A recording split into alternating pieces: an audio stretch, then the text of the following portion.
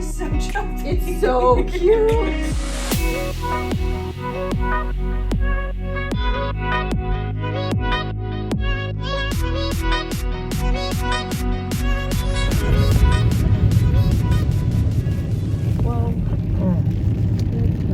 Oh, Snoozy. That's what we almost called Ash. No, I didn't. I was like, that's a lie. Oh. You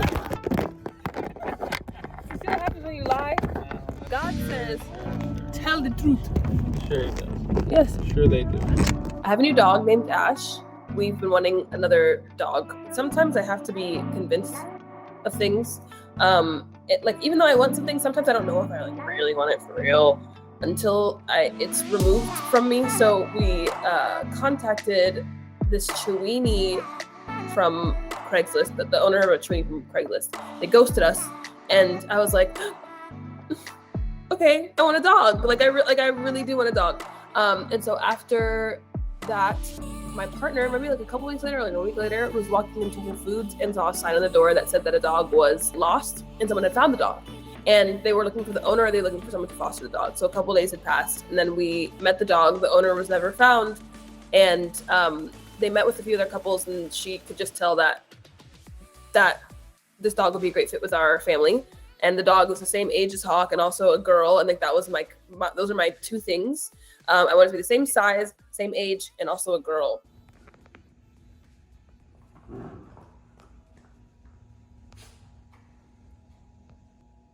Ash, get it back. Ash, you know how to get it back.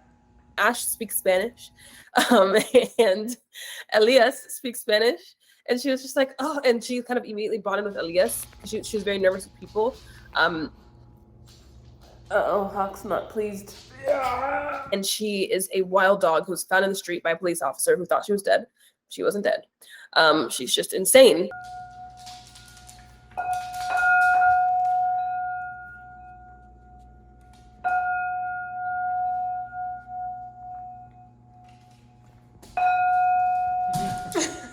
I feel like he's just really amping it up in the drive area of his life.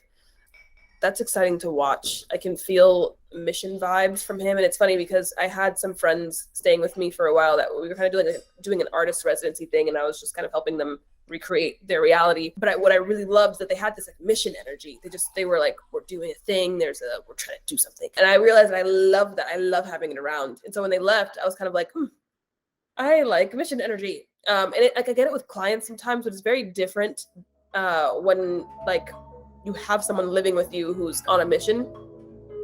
And then shortly after, we had this conversation where he asked, he's like, is there anything that that you would like to see from me, or any change or whatever? And I'm like, you're pretty great, but more drive would be really cool. And he was like, okay, and then took off. Done.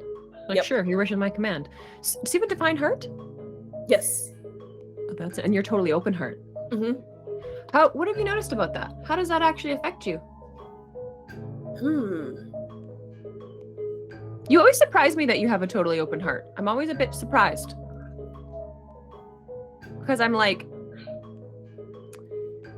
the way I would perceive a totally open heart sometimes seems as if they would be taken advantage of at times, or not always respected. And I have to tell you, this is not how I see you at all. You really seem to be, I respect myself, and I only have company who respects me. And I enjoy taking accountability for myself. And I think you're like a beautifully high expression of the totally open heart, which I think is rare, to be honest. That's why I'm like, wow. I have several words, but first I need to give this phone to Elias. Elias? Petco's calling me. Our dogs are at the groomers. So being respected is kind of a thing, a cultural thing. My family is very much about respect. My parents, they were super strict and kind of wild. But overall, they were respectful. And being respectful to others was a really big deal for us. And my parents, for a long time, wouldn't let us meet American children or hang out with American kids because they're they don't know how to respect people. And so respect has been just a really important thing to me. But I guess it was a learned thing from childhood rather than an inherent part of my personality. But it was learned so young, and pounded into me, so it's just kind of. You can really feel that. Like whenever I see a totally open center, it's like, oh, they'll mirror the environment, you know? And so when I see that, it's like, wow, I immediately was like, I wonder what her parents were like, what her family was like, because of, and it's neat to hear you say it's cultural. That's very interesting. Love that. Because it's almost like imprinted. So my mom is from an island called Dominica. My dad is from an island called St. Vincent. They're both Caribbean islands. My mom's also an Emo-Manifestor. My dad's an Ego-Manifestor. Oh my God, 2 Manifestor parents? That makes so much sense. Mm-hmm. You make suddenly so much sense, Pete. I was born though in Miami, which is where a lot of Caribbean people tend to congregate. That's the word, right? Yeah. That's where they hang out. And so my parents had me and my older brother in like the South Beach area, and they're like,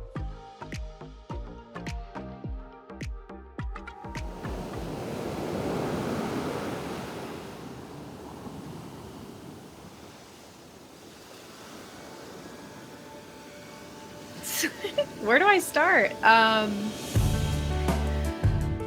Physically, we are living with Chris in Chris's house that he bought before we met.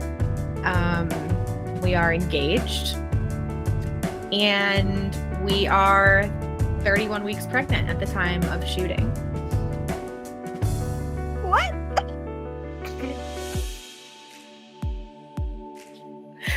We're in a whole new character in a whole new universe, and We're on the roof. We're on the roof. And we're on the roof. And today, at the time of recording, my Saturn return is ending on this day. We love that.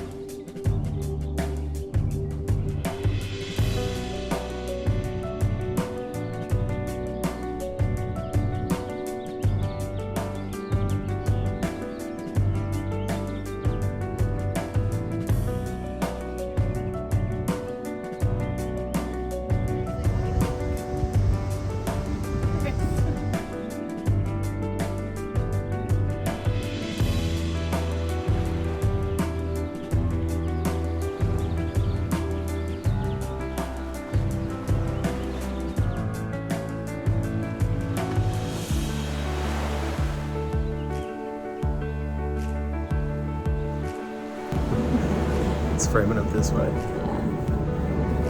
There we go. Hi, welcome to Maui. This is the most beautiful place ever seen by me eyes. There's a whale.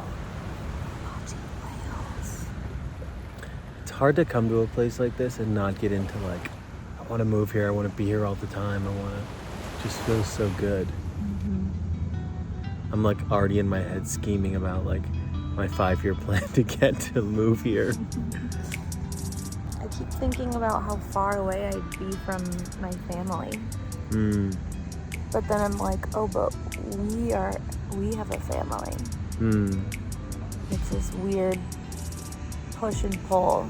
And it's like, when do we see our family? 4 or 5 times a year for Jersey? And then, I mean, people would come to see us. We would be the destination to come to. Yeah, I mean, you're obviously gonna want to come visit Hawaii. Yeah. So our kids would go to school in Hawaii. Yeah.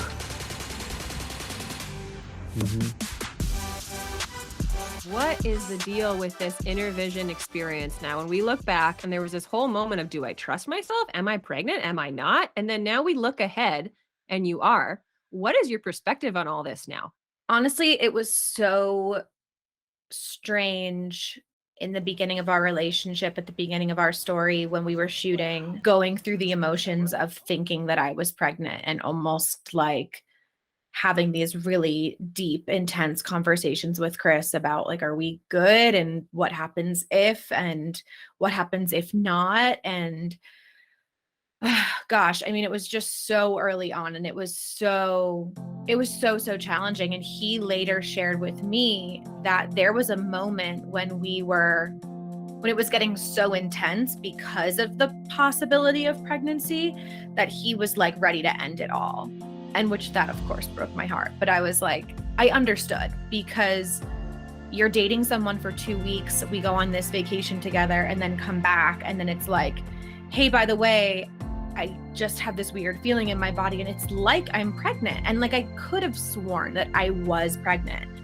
A couple months later, in August of 2022, was this moment that actually really validated all of the feelings that I had had a couple of months prior, because I was like, that's exactly how it felt. So was it a false pregnancy? Was it an inner vision? Was it like a psychic vision of something that I was seeing? What stands out to me right away is this first vision happened in May, which is the middle of this season, you could say.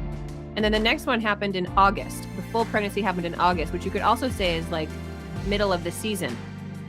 And when we look at the time between those, I think it's interesting. Like, don't you have a reflector body? I do, yeah. And we know like everything about the lunar cycle and the 1 month, but now I'm looking at it from a wider season to season thing. It's as if you got the vision in one season and then it actually appeared in the next season. Looking back at it, there's absolutely no doubt in my mind that I was foreseeing something that was meant to happen with this person, because even the pregnancy that we're currently in was not planned. It was not something that we decided we both wanted. I mean, but we kind of did. It's kind of funny how it ended up happening. But I think those moments in the beginning of our relationship, which was kind of like the pregnancy scare for a moment, was like a way of the universe or whatever conspiring and being like, are these two kind of, here and ready to do this thing? Is it a video? Yeah. Making content with my girl. My goodness.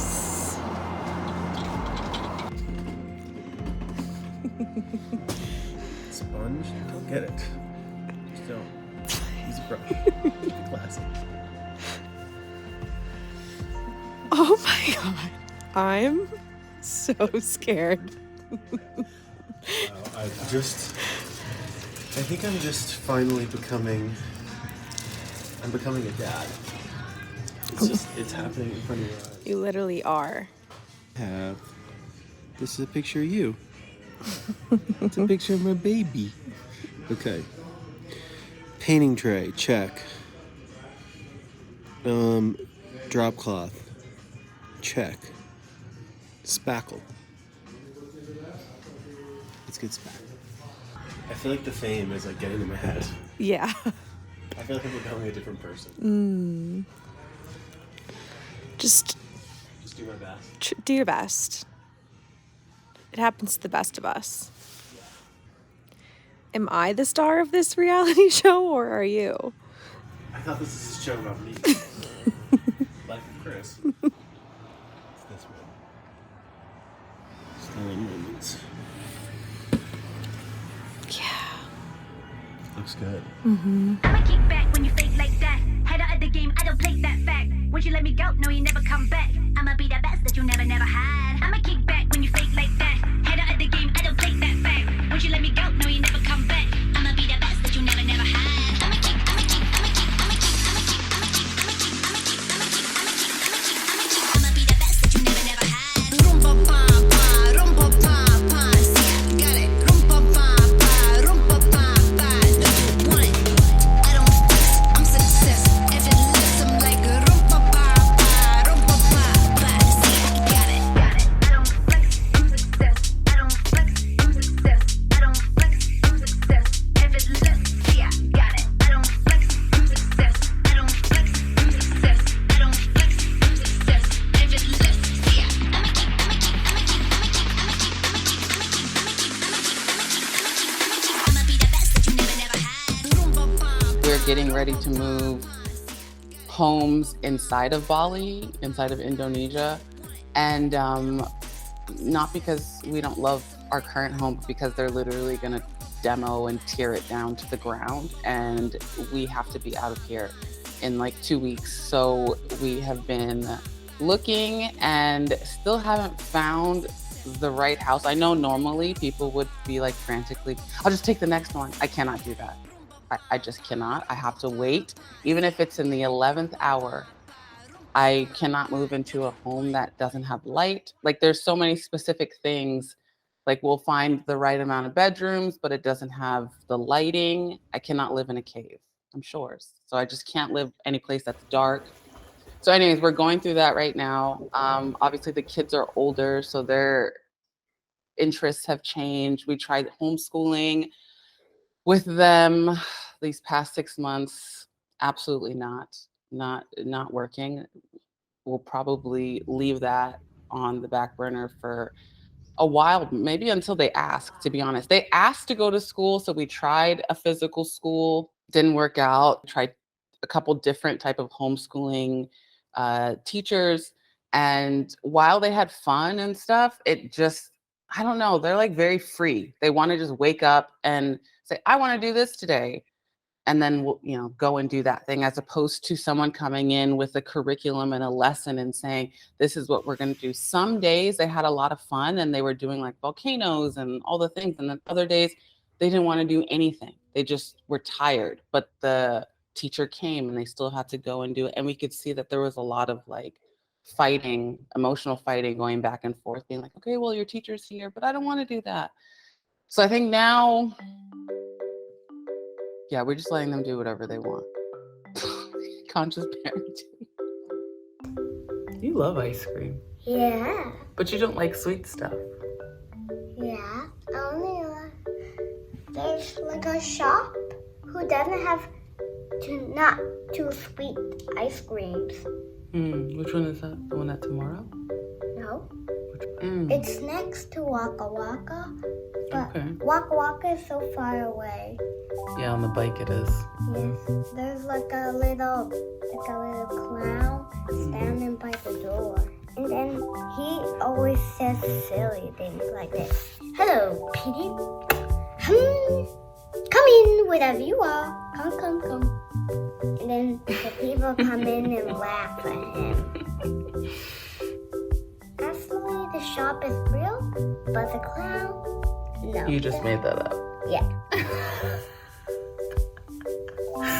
Okay. I mean, no harm.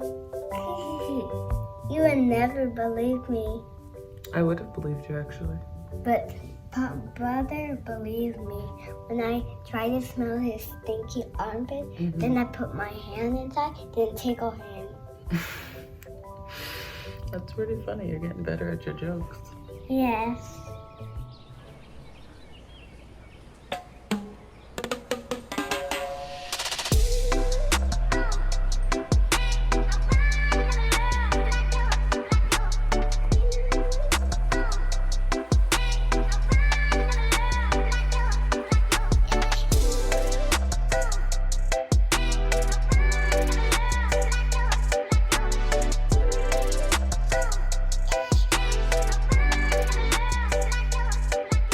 Never thought I would say that. Never ever thought I'd be like, I love working for a company. But I got so lucky. Everybody's great. I have two great bosses, even though I'm hard pressed to call people my boss, but they're like founders of the company and I work for them. And I don't know, man, they just like really value my opinion and they let me, and they kind of just like leave me alone in a good way. And I love that. I still have my job that I love. My children have like grown leaps and bounds. It seems like they've just matured so much in the last 6 to 9 months. I had a relationship and then broken up with again. Single, everyone, in case you're wondering. And and yeah, and that was, you know, that was a big deal, but not as big of a deal as it's been in the past. So yeah, those are I think my big themes. Lots and lots of new female friends in my life as well. It's Saturday morning, and I think I finally understand why people live for the weekends. Like, I never really had a job where Saturdays were important. But this week, I have worked a lot with my brain. Like, my brain power has just been, like, learning AI for work. And I had a conference that I had to go to, a virtual conference for 2 days. So I was, like, plugged into that. I had all these meetings. And today is Saturday. I think there's too many kids. It's too big. And there's not nearly enough resources for everyone. it kind of feels like, because we're on a small island, we have a small school, Mhm. but there's still a lot of kids. Like, I know, I think there's over 2,000 kids. Yeah, this is the year with the most kids because there was a lot of freshmen coming in. Because, like, the Yeah. last 2 years with COVID. We have a dramatic look change. When we saw you last, you were like, oh, my haircut's making me feel like a mom. This sore hip's making me feel like a mom. Now we have Yeah. a short pixie. How did we get here? Okay, thank you so much. My hair, it's so interesting because I just was ready for a change. I was ready. And I was ready for I was on the heels of the breakup. It was maybe 2 weeks later. And I just woke up one day and I was watching this really amazing documentary about the indie music scene in the early 2000s.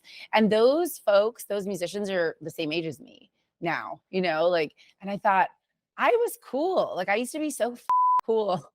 And like, You're still very cool. Like Thank your you. reputation is cool. Thank you. Okay. But I was feeling like a little like stuffy and I was feeling like, oh man, I've been the same for so long. And what better time to just be like, you know what? I'm going to shave my head and just have a whole new me. And so I just did it. My girls helped me. It was so much fun.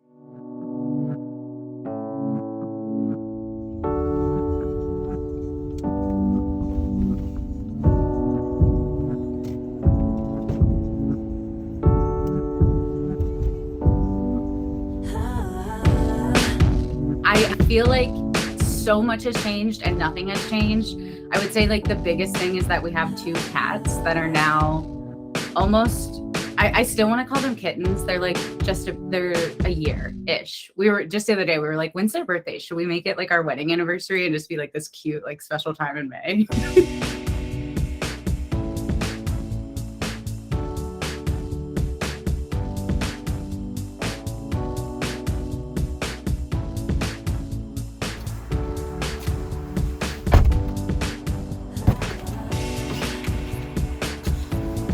Here she is in all her glory.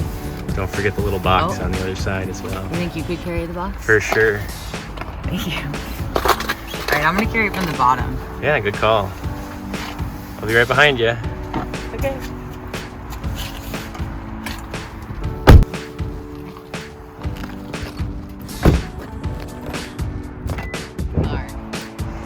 Our baby in all her glory.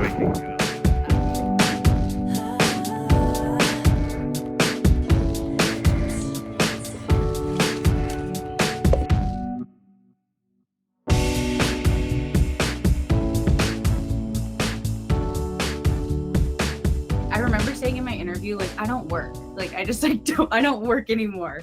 And that's still kind of true, but I had to get really clear on like, okay, what is it that I want to do? And now I work, but it's like, I still don't, you know what I mean? Like it's like, I got really clear that like, I don't like to just work for I'm a great strategist. I'm brilliant at it, but I don't like to just work for anybody. I like to work for people I already love and like have an established relationship with that feels so neat.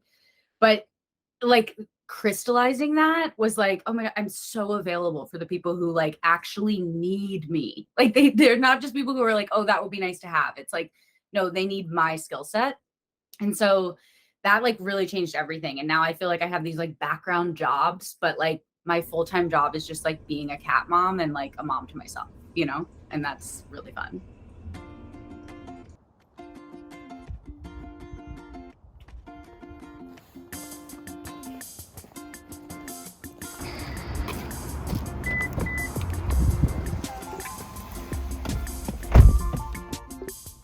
Oh, you need to get in? I mean, I forget every time well, how it's super delayed with the camera in your hand. Oh, what? I They wasn't didn't doing that want- for dramatic effect. No. Oh, they didn't want the accessories, so I'll put my little ticket in there. Can't with my cut thumb. I'm so excited. $99.99. That's steep, but is it? Because it's a free machine. So like Mondays, I cook for my family. I cook for my extended family, which is so much fun. And that's like it's basically like a massive meal prep where I choose like 1 or 2 things that I want to make that week. And then I just make like a bunch. And I cook for my mom's house. And then I cook for my aunt and uncle, 2 sets of cousins. It's so fun. And then I deliver it on Tuesday mornings when I'm on my way to my other job, which is being a brand strategist. I'm on such a tangent. We haven't talked in so long. I can like feel this throat power. Like, tell me everything. I remember one time we were talking about my design and you were like, you said something of like, I understand it must take you like a lot of energy to like get something going. It's like, I feel excited about Initiate, something. right? Yeah, totally. And it's like this stuckness in my body. Like my energy is so lower that I'll like feel this excitement, but I can't like get it up. Like I can't like get it to go out. And that's what I've noticed has felt so different. Like because I have these like pockets and really energy outlets that like already exist, it just like completely, my mind is like, we're not even part of this situation. Like this is already designed.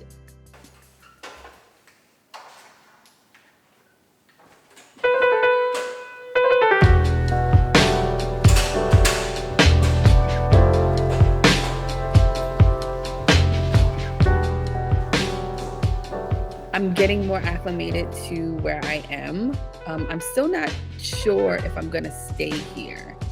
That I'm very clear on. Like I love having my place here, but I don't know if this is permanent central. I always, even when I moved here, I always felt like I was gonna maintain a place here and then do other like locations.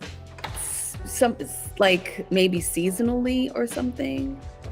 I'm meaning like new city, new state, but keeping my place here. That I do have a human design book that I co-wrote with a friend. And actually it's gonna be published through Karen Curry Parker's publishing company, Grace Point. And it's just about human design and its origins, but it's written from the lens of BIPOC people, for BIPOC people, to understand human design more. And I am also in the process of selling a book that is a combination of my life story and all of the modalities that I use, which are human design, astrology, mediumship, psychic channeling, numerology, metaphysics. And then I also have something that I've been working on, which is a meditation experience album, I like to say, I guess. It is going to be called Spiritual Erotica. Forgive yourself. Forgive yourself for the mistakes you've made. Allow yourself to feel without being hard on yourself. So while you're getting set up, that second footage that you sent to me on Dropbox was just like what I needed. Okay, so we've selected a cover. Yes. It's the top, like on my website, you can see the main picture. That's going to be the one that we go with. And notice like the Spiritual Erotica font, notice its sizing. Mm-hmm. Do you have a copy of that? What? Of the font? The cover? Of the cover? I screenshotted it and put it in my phone. Okay, well, I'll send you an actual one then. Can you send me the font too?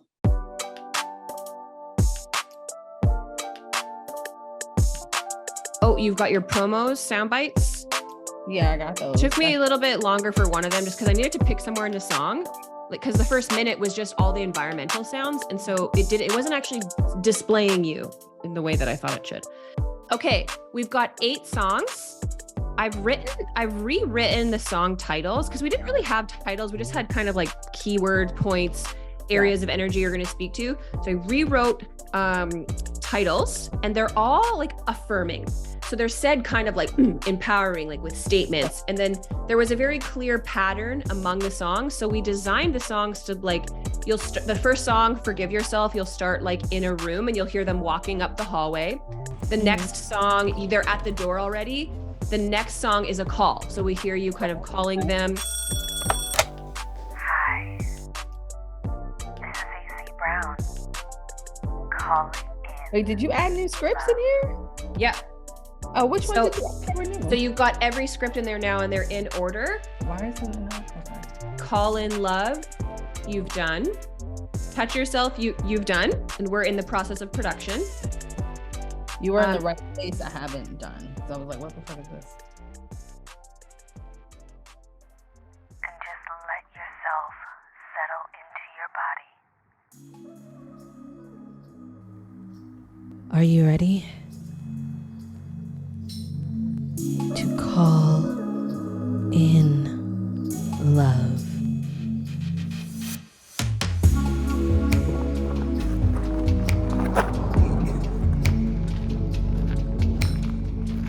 still working and producing projects with Derek and figuring out what that dynamic is. Earlier in the series, I said that we really prioritize getting away from each other, and I felt like that kind of dismissed just how romantic our lifestyle is. If I really zoom out and think about it as these 2/6/2 characters that he and I are, the whole life itself is romantic. With the spiritual erotica project that we're working on with Aycee, how this project works is Aycee really came to me and she had a bunch of inspiration sources. And listening to all her inspiration sources, I said, I feel like we could make this together. And she was really excited about that and what I had saw. So for this project, I really am the vision holder, I would say. I kind of see how the whole image is going to come together and how do we connect the dots and how do we create a mood. And I script out songs that then Derek builds a sound environment around whatever messaging Aycee has recorded on her vocal. And sometimes I give a little bit of direction to Aycee on things that we want to adjust, but I'm kind of like the executive producer on the project. Aycee is like the talent, and Derek produces it with me, and he's sort of the creative labor. So whatever I've articulated for the vision of the song, Derek assembles it through sound and kind of sends it back to me, and he and I do this back and forth. Where I say, change this, change that, adjust this, adjust that. But he actually still does the creative labor, which we really discovered last year is a fun way that we like to work together. And we're still puttering away, figuring out what that looks like and making cool things together. And I think we're both really enjoying it. But the big story going on in my life personally right now is that I'm getting married. Here's how it really all began. I needed a passport, and my passport has been expired for a couple of years, but we were in the throes of the pandemic. We were keeping put. No one was going anywhere, so there was no real need for me to make that adjustment and get my passport renewed.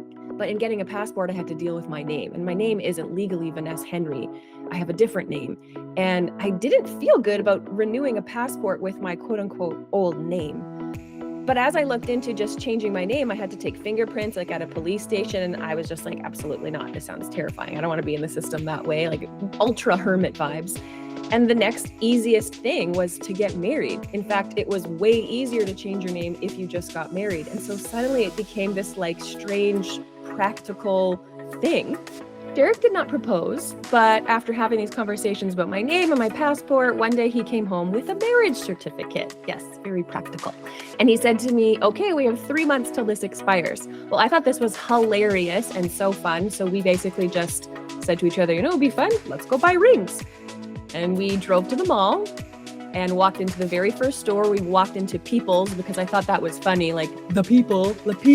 Anyway, as a 6 line, I always joke about like the people. Anyway, we walked straight into People's and Navina helped us. And it was a very great experience because I already knew what I liked. Nothing too ostentatious because I'm buying it. It's my own money. I don't need to go crazy. I'd rather invest that money into another area in my life. And I don't want to have something too expensive on my body because that makes me feel afraid because I'm a little chicken. Once we finished that little exciting moment and we're on our high, we drove to the top of a mountain and looked out and kind of just had a little moment together. The energy was kind of like we were toasting our new life together, and looking out at the horizon and what do you want to build together? Where do you want to go? We've already been doing this, but we're reaching a new kind of level of commitment and intention when it comes to braiding our life and building a life together and pooling our resources as two human beings to go where we want to go strategically together. And so we kind of moved quickly and informed who we needed to inform. We wanted our surviving parents to be there with us, and that's it, like very small. So we contacted them, they both came out, and here we are.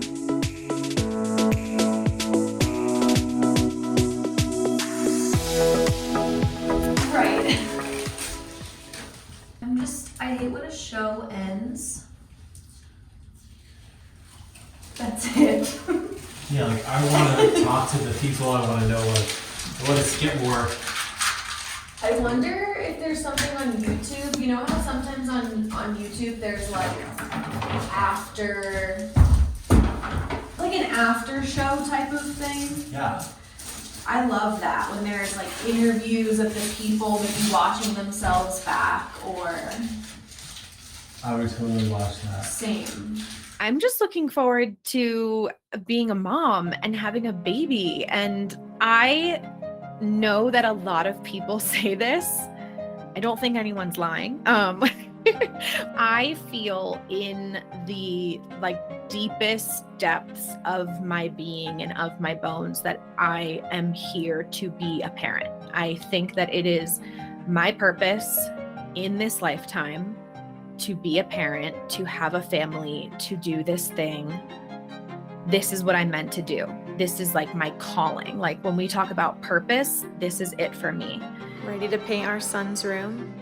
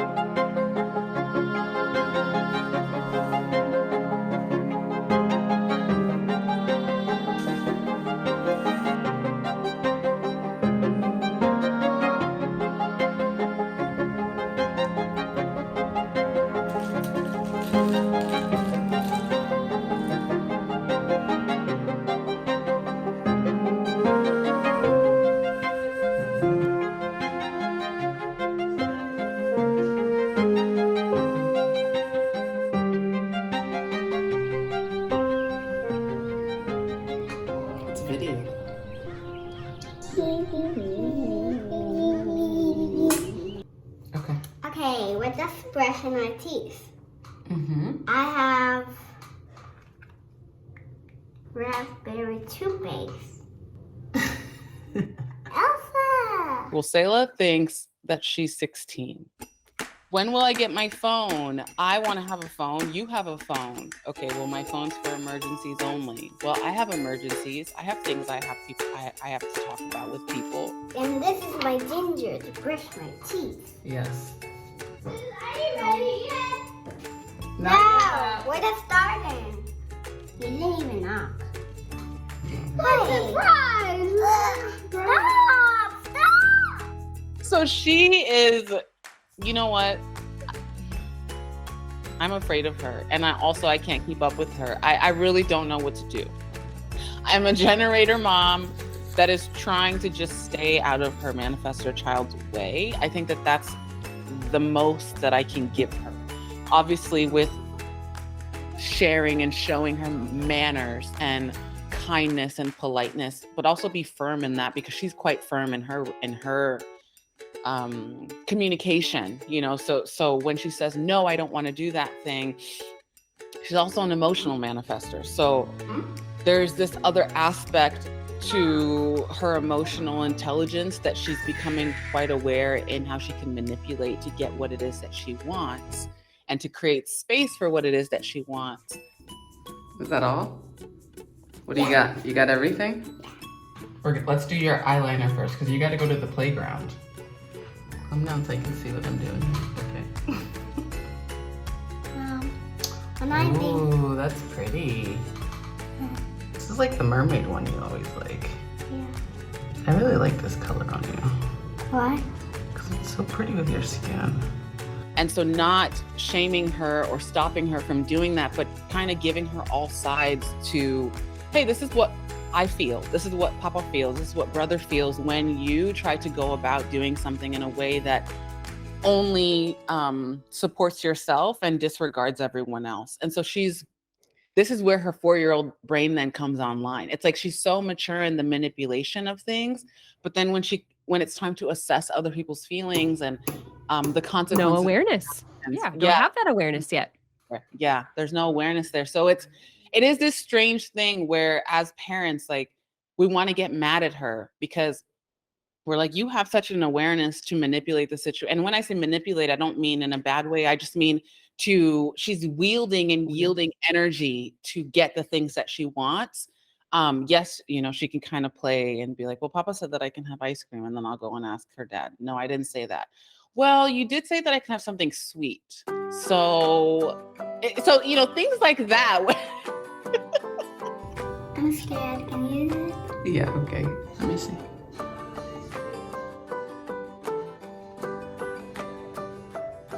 Okay, look at me. What do you think? It's beautiful. All right, are you ready now? Yeah. Okay. Okay, setting up for this little photo shoot here. I mean, she looks like a beauty pageant.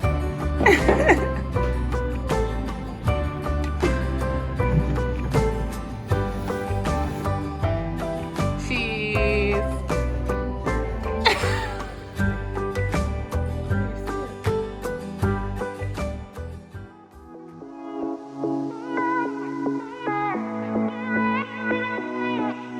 So as this date approached, as April 4th approached, I started catching feelings. I have a lot of aching feelings around getting married and not having my dad there with me. It's the day of the wedding, and I've been graced with a lot of alone time, and I cried all day. I know it's supposed to be happy. I find the whole experience really sad. Which is surprising because that's not what they say.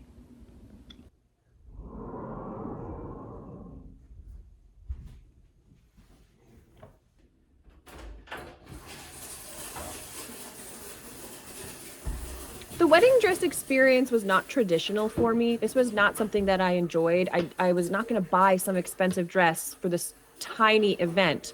I needed something practical that I could wear again. There's no need for me to wear anything white. Even though I look good in white, I don't know, I'm feeling colorful. But something that came over me as I was looking for potential dresses with my mom is like, I really just wanted to feel held. And I found myself saying to my mom, I just want to wear my trench coat. I was just not feeling comfortable in the concept of a wedding dress. And I really just wanted to wear my trench coat. And my family was like, do it. But every time I started to get ready, I got upset. Every time I started to have a shower, I would just end up back in my bed.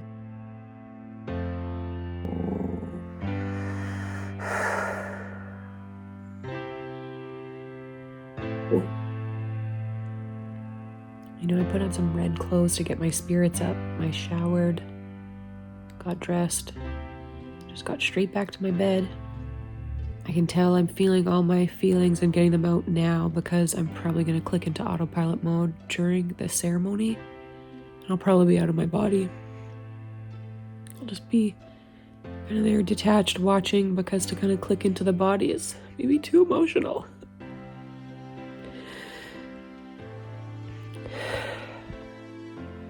I know how to click out. It's more of like, do you have the will to click in? And do you have the will to feel through your body? And sometimes I don't. Do you think that's okay?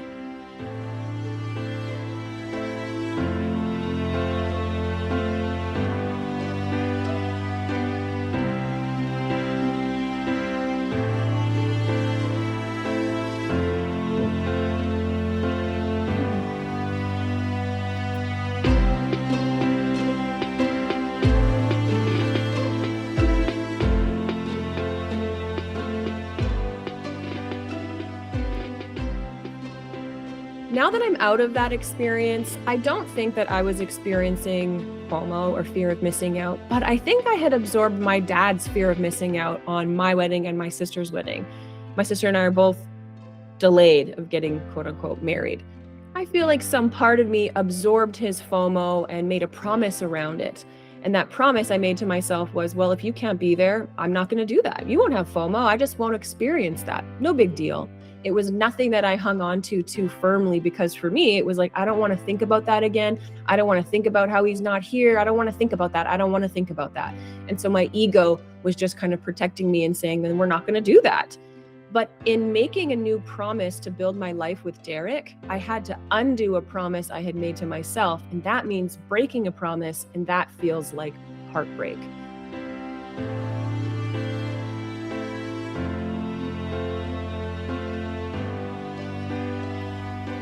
Derek and I went to our wedding location earlier the day of, And I had this overwhelming sense like I want to be as close to the water as possible. So we actually got married right on the boardwalk where people could like jog by, and we were in this kind of cutout area where we could be tucked kind of up against the bar, and we created this wall of protection with our family who was there kind of in front of us so we wouldn't see anybody going by using the boardwalk. But to be honest, I didn't even notice if anybody was using the boardwalk. And as soon as the ceremony began, the sun came pouring over the mountain, and like it was so beautiful. Even our photos are all blown out with like sunshine in the background, and I love it. Like on one hand, you could be like, oh, the photo is ruined. But for me, it felt like the heavens were opening up, you know, and our dead parents were there with us and like letting their presence be known. I just thought it was so beautiful. We got married at sunset on the boardwalk with the lake and the mountains and our surviving parents and child as our witnesses. And I think about like, what was Hawk's perspective on that? Up close, front row, front and center with mom and dad as they said I do. I really loved that. Nope. Need meat. Wow.